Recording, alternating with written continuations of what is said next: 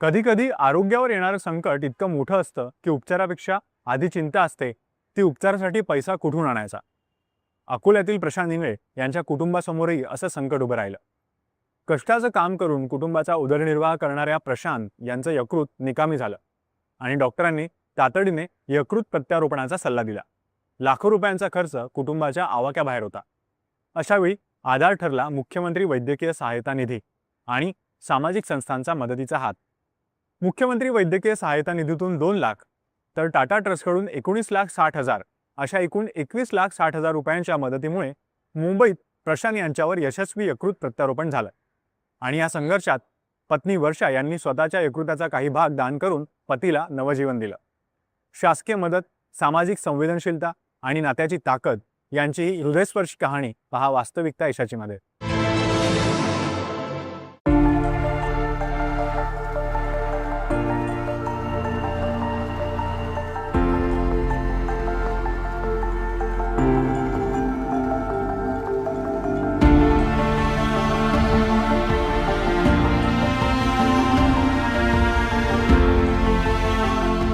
प्रशांत इंगळे हे अकोला इथे केबल टाकण्याचं काम करून आपल्या 6 जणांच्या कुटुंबाचा गाडा चालवतात।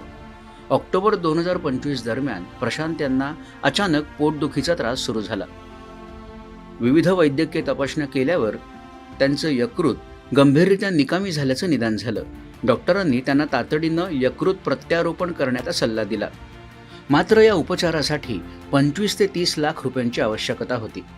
लाखो रुपयांच्या या खर्चापुढे हतबल झालेल्या इंगळे कुटुंबासाठी मुख्यमंत्री वैद्यकीय सहाय्यता निधी आणि धर्मादाय रुग्णालय मदत कक्ष हे धावून आले। मुख्यमंत्री देवेंद्र फडणवीस यांच्या मार्गदर्शनाखाली मुख्यमंत्री वैद्यकीय सहाय्यता निधीतून तातडीनं 2 लाख रुपयांची मदत मंजूर करण्यात आली। इतकंच नाही तर मदत कक्षाच्या सातत्यपूर्ण पाठपुराव्यामुळे टाटा ट्रस्टकडून तब्बल 19,60,000 रुपयांचं आर्थिक सहाय्य मिळवण्यात यश आलं। अशा प्रकारे एकूण 21,60,000 रुपयांचा निधी गोळा झाल्यामुळे हे अत्यंत खर्चिक असं ऑपरेशन यशस्वीपणे पार पडू शकलं।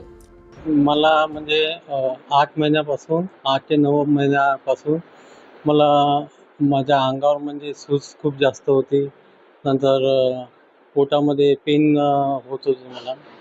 तर मग आम्ही अकोल्याच्या डॉक्टरांकडे दाखवलं, तर तिथून असं समजलं की मला लिव्हर सिरोसिस असं झालेलं आहे। तर मग लिव्हर सिरोसिस म्हणजे काय, तर असं समजलं की तुमचे लिव्हर डॅमेज झालेले आहे, तर ते म्हणजे बदलावं लागतील आणि प्रत्यारोपण असं म्हणजे त्यांनी मला सांगितलं होतं। देवेंद्र भाऊ फडणवीस यांच्या सहाय्यता निधीमधून आम्हाला देवेंद्र दादांनी 2 लाख रुपये आणि प्लस टाटा ट्रस्ट यांच्याकडून 19,60,000 रुपये अशी आर्थिक मदत मिळाली। तर ती आमच्यासाठी खूप मोलाची मदत झालेली आहे। तर त्याबद्दल आम्ही त्या माननीय देवेंद्रजी फडणवीस यांचे खूप खूप आभार मानतो आणि टाटा ट्रस्टचेही आम्ही खूप आभार मानतो।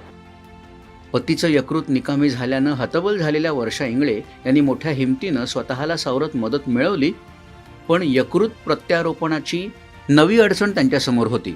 मग स्वतः वर्षा इंगळे यांनी पतीचं जीवन सुखकर करण्यासाठी आपलं यकृत दान केलं आणि एका सावित्रीप्रमाणे त्यांनी आपल्या पतीचे प्राण खेचून आणले।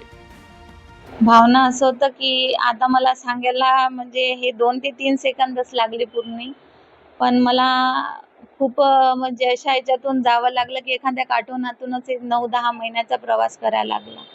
त्याच्याने मला वाटलं की जो ऑपरेशनचा वेळ आहे, तर याच्यानंतर माझे पुढचे दिवस खूप चांगले राहणार आहे।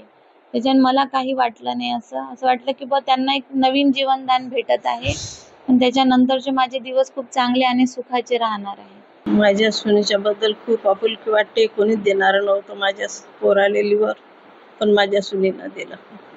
माझ्या सुनीच्या बद्दल खूप आपुलकी आहे मला। माझ्या लेकराले वडील मिळाला, माझ्या दोन्ही नातवंडाला वडील मिळाला, आम्हाला म्हातारपणात आमच्यावाला लेक मिळाला, तो आमच्या सुनीमुळे मिळाला। खूप खूप माझ्या लेकीसारखंच मी वागवीन तिला। मुख्यमंत्री सहाय्यता निधीमार्फत अनेक रुग्णांचे प्राण वाचलेत आणि भविष्यातही वाचतील। दूरदर्शन बातम्यांसाठी कुंदन जाधव, अकोला।